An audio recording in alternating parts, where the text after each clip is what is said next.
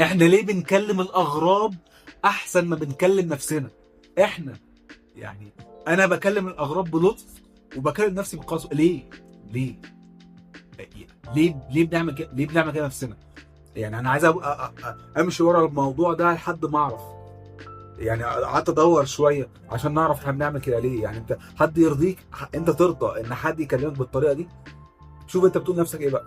انا ما بعرفش، انا ما بقدرش، انا مكسل، انا تخين، انا ما عملت وحش النهارده. يا عم قول حاجه حلوه، قول انا عملت ايه النهارده حلو خلاص. فعرفنا مثلا ان انت في واحد مقدرته، هو مقدرته كده 100%، تمام؟ بس هو بيدي 80، هو مكسل، هو بيدي 80، هو بادئ 100، هو بادئ 100 مكسل بقى يدي 80. انت مقدرتك يا سيدي 50، انت نقول حتى 50، 50، بس انت دوست بنزين، دوست بنزين وبقيت 60. طيب 80 اعلى ولا 60؟ ال 80 اعلى، الناس شايفه كده 80 اعلى. بس تفتكر مين اللي هينجح؟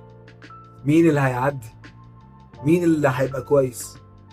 اللي 60، اللي اتطور، اللي اتطور، اللي طلع بره الشرنقه بتاعته، هو اللي اتطور، هو اللي طلع من 50 ل 60. لكن ابو 80 ده هو اصلا نزل من فوق لتحت، نزل من 100 ل 80، لكن ابو 50 طلع ل 60. تمام؟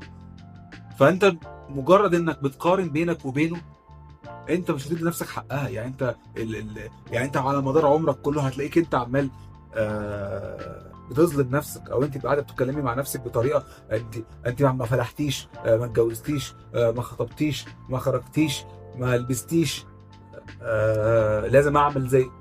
ما هو انت كده انت بتظلم نفسك. انت قاعد بتحاطط نفسك في حاجه انت مش طب ما تشتغل حاجه انت بتحبها.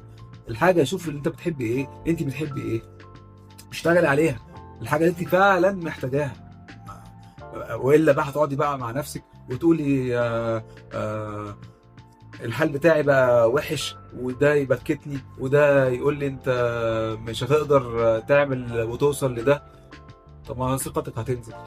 انت محتاج الحاجات دي كلها تعليها. تعليها ازاي؟ لازم من جوه تقول لنفسك كلام حلو. يعني انت، انا ما دورت شويه، غمض عينك كده، غمض عينك وتخيل نفسك وانت صغير. وان لما تتخيل نفسك حاول تقول كلام حلو. ده علم نفس، انا ما بفهمش في علم النفس، بس ده بيساعد. ده بيساعد لان انت ممكن تكون حد قال لك الكلام ده وانت صغير، او انت كنت تقول انا على نفسك وانت صغير. فدلوقتي لازم ده الوقت ان انت تبقى بالراحه على نفسك شويه، بالراحه على نفسك شويه. تقول لنفسك كلام حلو، القط كده مخك، القطه كده، القط اول ما يقول كلام اكتبه.